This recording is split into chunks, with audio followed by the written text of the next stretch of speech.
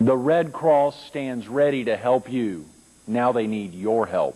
Stay tuned. Carolina People's coming up next.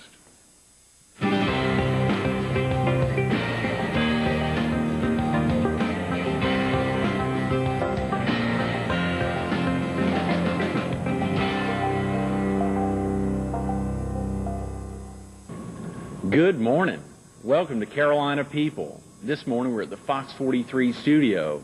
We're focused on the Horry County chapter of the American Red Cross, and we're visiting with Leslie Yancey, their Director of Public Support. Good morning, Leslie. Good morning, Greg. Thanks so much for being with us this morning. Thanks so much for everything you do to make Horry County stronger, to make this part of the state stronger, and to keep so many folks focused on saving lives and really making a difference. Well, thank you so much for those compliments. Absolutely, absolutely. Real quick about yourself, Leslie. You originally from the area? No, originally I'm from Syracuse, New York. I've been in the area for about 8 years, so I'm glad to be here.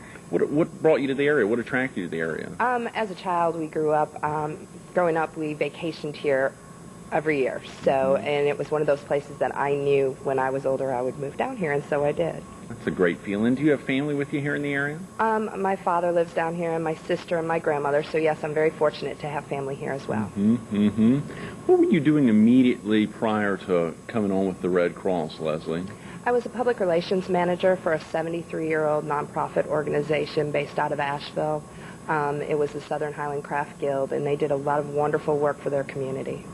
Is that right? How did you come to your position with the Red Cross? Well, my husband and I had actually moved out of the area for about a year when I took that position for at the Craft Guild, but I longed to come back to the beach, and so through my old boss that I had worked with down here, she and I had actually seen that the Red Cross was looking for somebody for this position, and I was very well aware with what the Red Cross offers and very interested in being a part of their team.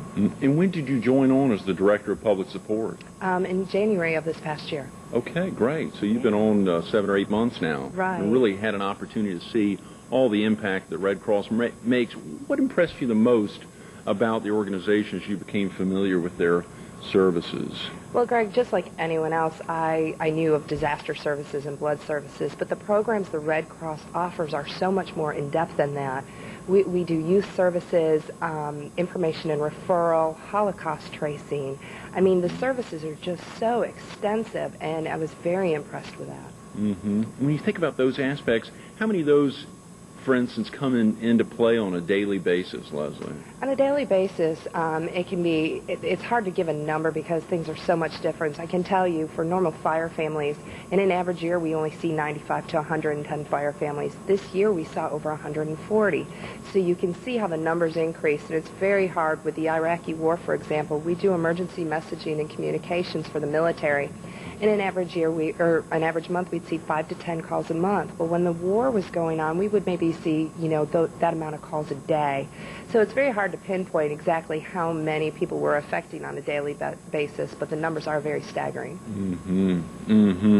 When you think of when viewers would think about the Red Cross on a daily basis, what are the names of some programs that they'd be familiar with, or are there some activities, whether it's here or in the PD or in southeastern North Carolina, but in particular, let's talk about Horry County. What are some of the programs in particular that folks would be familiar with? They're probably most of the programs that folks would be familiar with would be such as our health and safety courses, our lifeguarding, our CPR courses, disaster services. When there's a hurricane that is going to hit our area, people realize that the Red Cross is going to be there. What they don't realize is we also do that for individual fire family disasters or individual disasters. They're also used to hearing the blood services. So I mean, those are the programs that they're used to hearing on a daily basis. But again, there's so much more. That's just the beginning layers. And y'all are active, you said, with first aid, so with water safety, with training some of the lifeguards that come to the beach to protect folks in the summertime. Right, exactly. We do have contracts with some of the beach patrols out there, and we do train our lifeguards. And CPR can be individuals, groups, anyone who is interested in being trained. I think I saw that the Red Cross involved in babysitter training.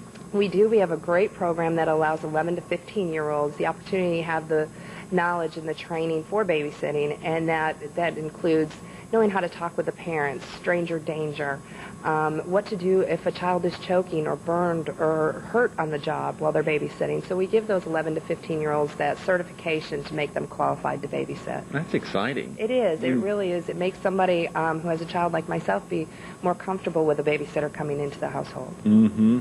When we think about emergency services being activated, obviously that conjures lots of thoughts. When a hurricane's hitting the area, when tornadoes are hitting, or when blood levels are really, really low, when you think about emergency services being activated, how are those provided from the local and from the National Red Cross organizations? Greg, I think one thing that's very important is any monies raised here in Horry County stay here in Horry County, as well as we take care of our own here too.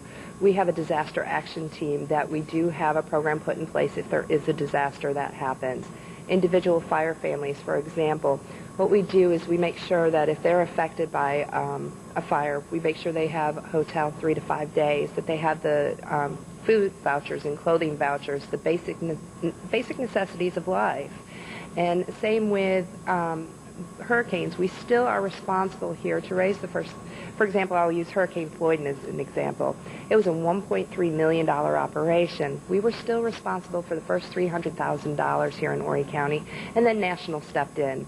As well as individual fire families, we're still responsible for the first $3,400 before National comes in. Mm-hmm. So really, what we do here in the county, we really need to support our community members because the money that is going to them is actually coming from us. Mm-hmm. And you mentioned a key word, Leslie, the key word really direct. I mean, this is direct support that you all are affecting. So many charities have the funds raised in an area and they'll go out to support research, for instance. I'm intimately involved with the American Heart Association, and so many of the funds raised here are sent out of the area. They're vital funds, and they have to be raised in different parts of the country, but they're heading to research institutions so that the fight against cardiovascular disease can be performed in research areas. But you're talking about direct fundraising and direct redirection of those funds back into the community. Exactly. Again, the money's raised here in the county, stay here in the county. And last year alone, we directly affected over 26,000 Horry County residents. And that's a very significant number and a substantial amount of people that for one nonprofit to hit. And we have so many great nonprofits in the area. The one thing that's that kind of separates us a little bit is there is not a demographic.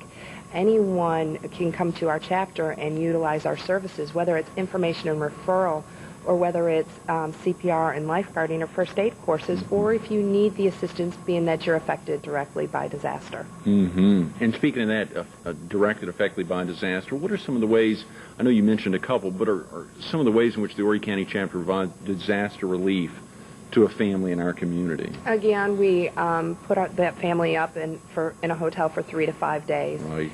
We make sure they have clothing vouchers and food vouchers, the medications that they would need. We make sure that we offer them comfort and support counseling. If it's deemed necessary, we do provide funeral expenses, and we also assist them in rent for their first month. Fantastic, so Leslie. It's quite substantial. That is amazing. Are volunteers a vital part of the Red Cross organization, or is all that paid staff members? Actually, we only have 5 paid staff members and 2 full-time, that is, and 2 part-time. Our volunteers are very vital. We are a volunteer-based organization, and our numbers are for every employee we have 90 volunteers. So without them, we could not do it. For every employee, you have 90 volunteers. Yes. You're kidding. That's wonderful. That's here in Horry County alone? Exactly. My God, what would be some of the jobs that folks would be trained to do, and how could they fill them? There's such a variety. All our training is free for our volunteers, and they could do things for the disaster action team, family services. They could help out in the office. There are so many different ways they could be a part of the Red Cross. Mm-hmm. That is fantastic. I hadn't contemplated that there were that many volunteers involved here on a local basis. There sure is. And assumably that would be the same place throughout the PD, throughout southeastern North Carolina. Right. That's fantastic.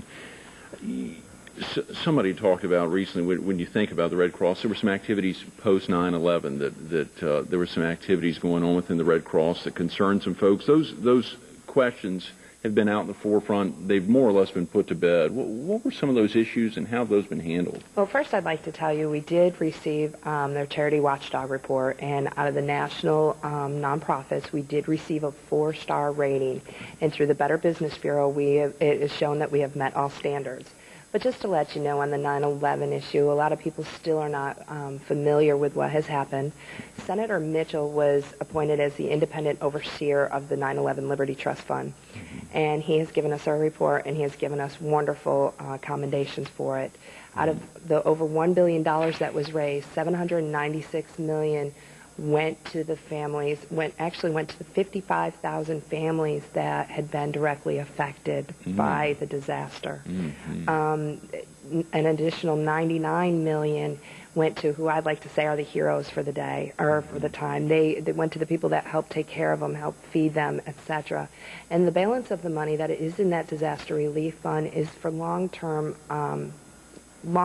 health care plans, whether it be mental, physical, whatever challenges those people still may encounter. That's fantastic. Well, I'm so glad you all received that incredible 4-star rating. That's fantastic. Thank you so much. That is, we're very absolutely. Proud of that. And it's so important to get any potential issues, albeit that's almost 2 years away, 2 years ago, but still to get many of those resolved and move forward. I'm glad Senator Mitchell took the effort to really dig into it.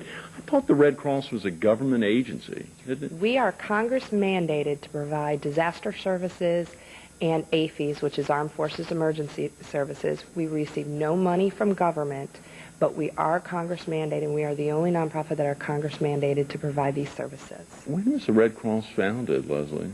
Back in the late 1800s, and in 1917 we actually were established in Horry County. That's amazing. That's amazing. Why do you think it's important? We've just got a couple of minutes, Leslie. Why do you think it's particularly important for people in our community, for viewers throughout our viewing area, to support the efforts of the Red Cross?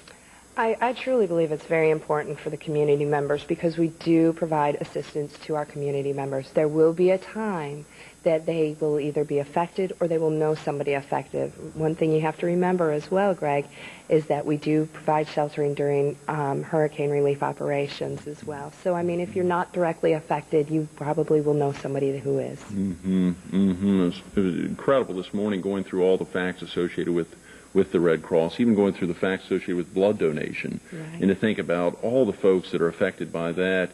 But you don't think about it until you're affected. Exactly. You don't think about it until you're lying in the hospital and they say we just don't have enough blood. And to think of it's so vital. If someone wants to volunteer, Leslie, who can they contact? They can call 477-0020. That's the chapter office here. Or please, if you're in a different county, please call your local Red Cross chapter, or you can go on the website www.redcross.org. Okay, and if someone wanted to make a donation, if they had some extra funds around and wanted to apply a donation, can they go online to do that? They can at least go online to get the address, or they can mail it to 2795 Pompous Drive, Myrtle Beach, 29577. Fantastic. Thanks so much for being with us this morning, Leslie. Stay tuned to Frecia Ammons coming up next on Carolina People.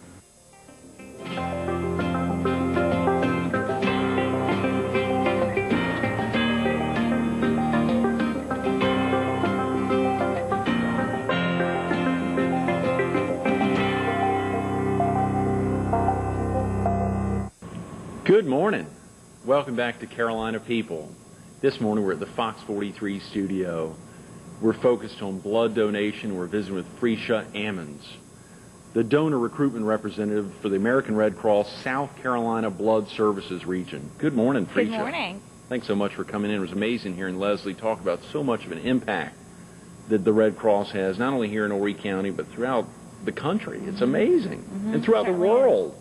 Absolutely. It's unbelievable to think about those facts related to blood donation. It was truly amazing this morning going through some of that and seeing the aspects of the percentage of folks that donate on an average. I think it was less than 5%, around 5%. That's incredible. That is incredible really to think about those needs throughout hospitals and blood transfusions when there's an accident. This really means a lot. Thanks for coming in. Thanks for having me. Real quick about yourself, Frecia. Are you originally from the area? No, I'm not. I'm originally from Connecticut, Newtown, Connecticut.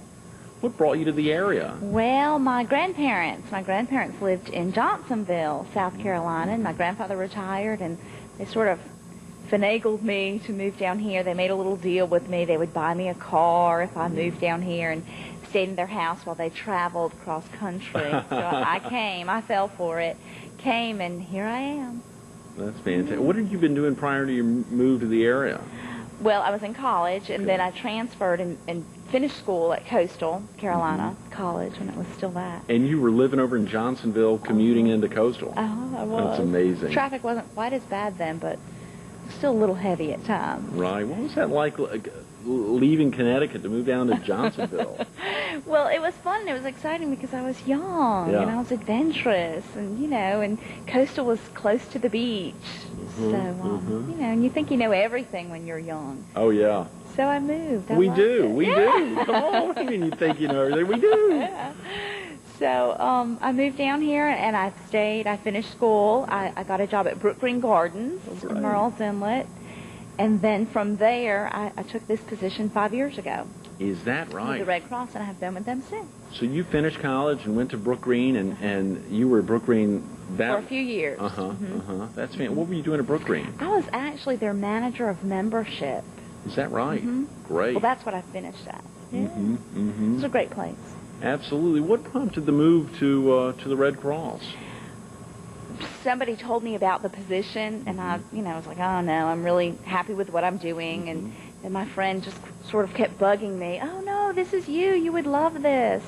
And I finally pursued it, and I interviewed and got the position. Here I am, and I love it. I love it. And when we think of donor recruitment representative, are you out encouraging folks to give? I am. Okay, I am. right. I'm out educating people on the importance of donating blood, convincing them to give, asking them to give. Right. Did you know that the number one reason people don't donate blood is because they've never been asked? Is that right? They've never been asked. Huh.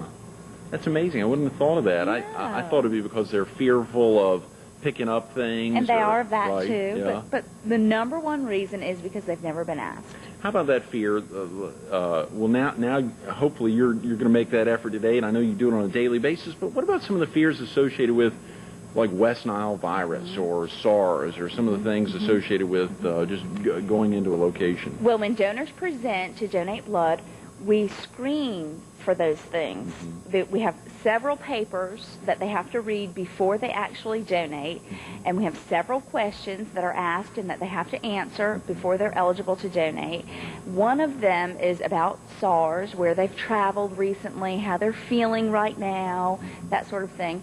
And another is about the West Nile virus, but one of our new tests that actually just started in May is for the West Nile virus.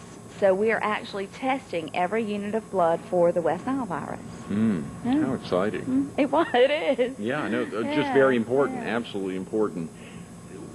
What are some of the responsibilities in actually getting out to the area? Are you able to go out into schools and talk, into high schools, into colleges, to get out to senior centers? We go to high schools, colleges, businesses, churches. There are a large donor pool for us, a very big population for us. We do go to businesses, senior centers, we do. We actually will go anywhere anybody will let us come and speak and do some education wherever we know that the audience is there, and we can set up a blood drive so that folks can come out and donate blood. We do go to places like that. What's the average amount of blood that someone who actually does donate, that 5% of the of the area that would donate, how much blood would they give a year? Last year in Horry County, for example, we collected about 8,000 units. We used more than 10,000 in Horry County. Okay. We collected about 8,000. And when you talk about units, how much blood is that? That's 1 pint. Okay. And everybody has 10 to 12 pints. Everybody has 10 to 12 pints? In their body. Oh, really? We take 1 pint. Huh. And how much could someone live with or without? I mean, what is... Probably 10. Okay. So someone could give up a pint on a pretty regular basis? Every 56 days, every 8 weeks. That's fantastic. 6 times a year. Okay. Yeah. Okay. But if everyone donated who's eligible at least twice a year, we would never run into this problem. or any kind of a blood shortage problem. Are we having a blood shortage? Not necessarily a blood shortage. We don't like to get too excited because there are times when our need is greater. Right now we're currently operating under a 3-day supply. We do like to operate on a 3-day supply with a 3-day supply of blood. We're a little under a 3-day supply, so we don't want to use the word shortage. But of course, every day we need every single unit we can collect. Mm-hmm. We have to supply a lot of hospitals Yes. in South Carolina. Let's talk A little about bit how in many Georgia. hospitals are served by the South Carolina Blood Services region. Mm-hmm. About 34. Okay, Mm-hmm. okay. Golly, that's a heck of a lot of folks. And that could be, and what are some of the instances where someone would need blood in the hospital? Oh gosh, any sort of an organ transplant, any sort of an emergency situation, someone having a baby, any kind of an automobile accident, any kind of an accident, a gun accident, a knife accident. I mean, there are all kinds of cases. And in the summertime, some of the shortages are more prevalent. Are there some of the reasons, or what are some reasons for that? There are. Some of the reasons are because a large population of our donors are college and high school students, and they're out of school. So we lose them. Another reason is people are traveling in the summer. They're on vacation. They don't make the time. They don't take the time. In our area especially, people are in the hotel, restaurant sort of business, touristy kind of business, and they can't take the time. They have to be at work. They have to make the best of what they can, while the getting is good. So our donations decrease then, too. So the supply is down, but also the need is It's greater. up. Why would the need be The greater need is in the greater summertime? because more people are traveling. It Right. creates more accidents. The need is also greater, and people don't realize this, is that sometimes folks schedule surgeries during the summertime because they know that they have time they can take off. So they schedule elective surgeries, which could require blood. That's another reason. What level of blood supply would you like to have on a regular basis? When you said you're around the 3-day level, We would right love now? to operate every single day on a 3-day level. Okay, okay. So it's not at as you said, not at a crisis point now, but you'd like Not right to. now, but we would Right. like to be at the 3-day level. But we still need every single unit we can collect every single day. Okay. How long can blood, quote, sit on the shelf? Well, when we collect 1 unit of blood, it's whole blood. That has a shelf life of 42 days. But also, 1 unit of blood can be divided into 3 different components: platelets, plasma, and red blood cells. And each component has its own shelf life. Okay. So there would be a need, oftentimes, and that blood can travel all over the area. How do you actually get blood? If you're down in a certain area, you can get blood from another area potentially. In South Carolina, right. Well, all of our blood that we collect in Horry County goes to our main office in Columbia. Okay. In Columbia, it's tagged and divided and prepared and tested and that sort of thing. Then it's released to our hospitals. So it's traveled. We have a huge transportation system. You must, absolutely. You talked a minute ago, Frecia, about the screening that's done. Will you lay that out again, the screening Sure. that the Red Cross performs on blood collections? Every single unit of blood that's collected is tested for all of the hepatitis, HIV, West Nile, and then there are some other more technical things that it's tested for too. So it's screened and it's tested to ensure a very safe product. And does the Red Cross charge hospitals, or is there any effort made? I mean, Kyle, this is such a big effort for y'all. How are y'all compensated for that? I mean, that's a really big deal. Sure it is. The Red Cross does not charge for the blood itself. What it charges are the costs that are incurred to collect the unit of blood. The testing that's done, the Band-Aids that are used, the blood bags that are used, the tape that's used, the equipment, the transportation. It charges the hospital what it costs to collect that unit of blood. So not the blood itself, but for the testing. Absolutely. There'd be And no we want those units of blood to be tested. Yes, very definitely, very definitely. The importance in an issue, as you said, when there's an accident and you desperately need it, or there's a pregnancy something going on within a surgical procedure, particularly in the summertime, when, as you said, folks are really planning lots of different elective procedures. How vital. If there was a message in particular, Frecia, that you wanted to get out to the viewing audience, whether here in Horry or throughout the PD, throughout our entire viewing area, what would be the most important message? I think I would say to come out with a little bit of courage, be brave, and give a unit of life. Give a unit of life. I mean, the blood is used for people fighting for their life. I mean, you're truly a lifesaver. You're saving somebody's life, and actually up to 3 people's life. Because the blood can be divided into 3 components, 3 different people could use your blood. And if you're healthy and can donate and eligible, then you ought to do it. You ought to try it. Give a unit of life.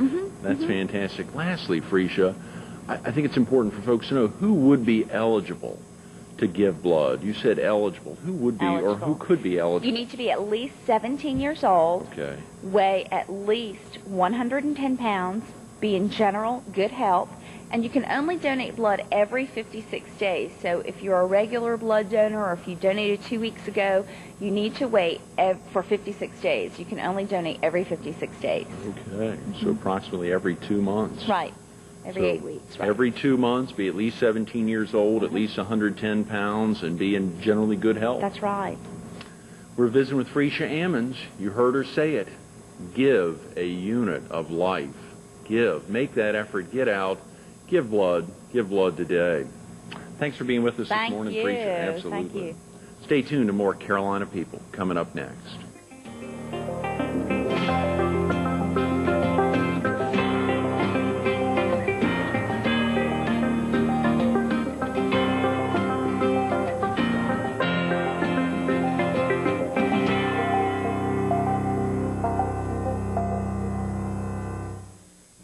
We want to thank Leslie Yancey and Frecia Ammons for making today's Carolina People so special.